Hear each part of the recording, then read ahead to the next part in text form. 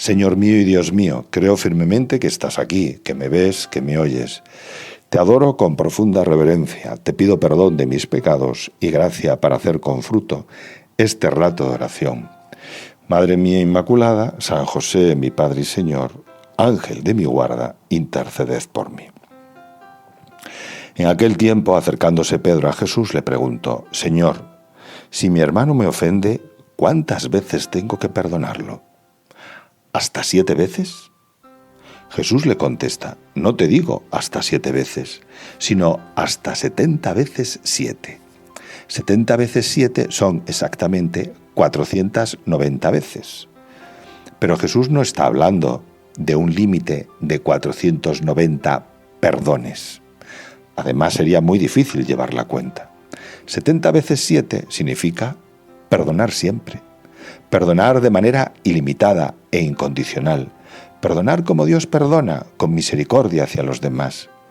El perdón cristiano no es un acto limitado, sino una actitud de misericordia constante y sin límite. Y entonces tú, Jesús, nos cuentas una historia, una parábola, para que entendamos mejor en qué consiste el perdón. Por esto se parece el reino de los cielos a un rey que quiso ajustar las cuentas con sus criados. Al empezar a ajustarlas, le presentaron uno que debía 10.000 talentos. Un momento, 10.000 talentos, ¿cuánto es? ¿Es mucho o es poco? Pues mira, 10.000 talentos equivale a 216 toneladas de plata. Has oído bien, 216 toneladas de plata. Es decir, una suma de dinero bien grande. Actualmente pues serían eso, varios millones de euros, varios millones de dólares o de lo que sea. Pues este criado tenía una deuda de 10.000 talentos, no poca cosa. Como no tenía con qué pagar, el Señor mandó que lo vendieran a él con su mujer y sus hijos y todas sus posesiones, y que pagara así. El criado, arrojándose a sus pies, le suplicaba diciendo: ten paciencia conmigo y te lo pagaré todo. Se compadeció el Señor, el rey, de aquel criado, y lo dejó marchar, perdonándole la deuda. Imagínate a este individuo el alivio que sentiría. Se le ha perdonado una deuda enorme, inmensa, y saldría a la calle feliz, silbando, cantando, bailando, dando saltos. Pero al salir, el criado, aquel encontró a uno de sus compañeros que le debía 100 denarios. Y agarrándolo, lo estrangulaba diciendo: págame lo que me debes. Pero un momento, ¿100 denarios es mucho o es poco dinero? Pues un jornalero recibía por el trabajo de un día en torno a un denario. Es decir, 100 denarios sería lo que cobraba un jornalero en unos 3 meses o un poquito más. No es poco, y sobre todo para una persona con un trabajo humilde que vive al día y sin muchos recursos. Pero, ¿cuál es la diferencia entre un denario y un talento? Pues un talento eran 6.000 denarios. 10.000 talentos, que era la deuda que tenía con el rey, el primer siervo, serían 60 millones de denarios.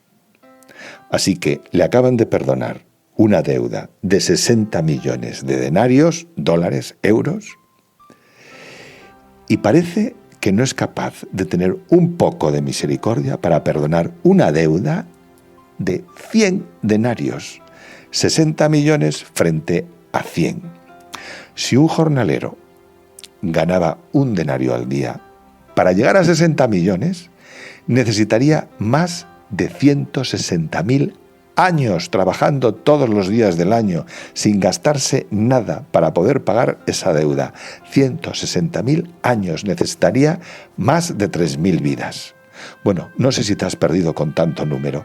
La cosa es que es todo desorbitante, es todo como muy exagerado para que me quede claro que siempre es infinitamente más lo que Dios me perdona, lo que me perdona constantemente, un perdón sin límites.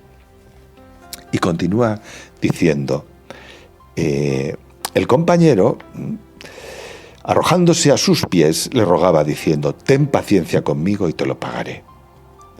Pero él se negó y fue y lo metió en la cárcel hasta que pagara lo que debía. Sus compañeros, al ver lo ocurrido, quedaron consternados, y no es para menos. Y fueron a contarle al rey, a su señor, todo lo sucedido. Entonces el señor lo llamó y le dijo, siervo malvado, toda aquella deuda te la he perdonado porque me lo rogaste. ¿No debías tú también tener compasión de tu compañero como yo tuve compasión de ti? Y el señor, indignado, lo entregó a los verdugos hasta que pagara toda la deuda. Al meditar esta enseñanza tuya, Jesús, lo primero que quiero pedirte es que me ayudes, con tu gracia, que me enseñes a pedir perdón siempre y a perdonar siempre, y además a hacerlo con prontitud. Pienso que esto de saber perdonar es una consecuencia de saber amar. Es fruto del amor. Y no hace falta hacer muchos razonamientos complicados para entender esto. Cuando yo quiero a alguien, tengo como esa disposición pronta para perdonar. Y cuando no amo, pues se hace más difícil, se hace más cuesta arriba.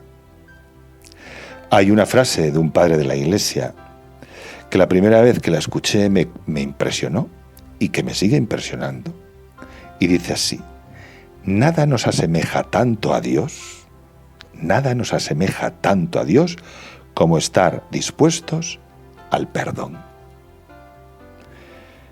Cristo, el Hijo eterno de Dios, se hizo hombre para perdonar nuestros pecados, nuestras inmensas deudas.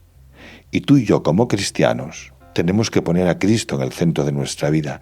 Tenemos que identificarnos con Cristo, ser Cristo. Y perdonando y pidiendo perdón, nos identificamos con Jesús. Jesús, enséñame a amar. Jesús, enséñame a perdonar siempre y de todo corazón. Que no permita que en mi corazón anide el resentimiento, el rencor, el no me da la gana de perdonar. Además, perdonar no es simplemente olvidar un daño. Perdonar es liberarse del rencor, de la amargura, es limpiar el corazón, es felicidad. Si no perdono, digamos que la primera víctima soy yo, porque el rencor se me queda dentro y me estropea, ensombrece mi mirada, mi corazón. Perdonar es un acto liberador, me da libertad, paz interior, hace más sana y armoniosa la convivencia con los demás. Son todo ventajas, todo ventajas. ¿Y con qué fuerza ataca en mi interior a veces la soberbia para no perdonar?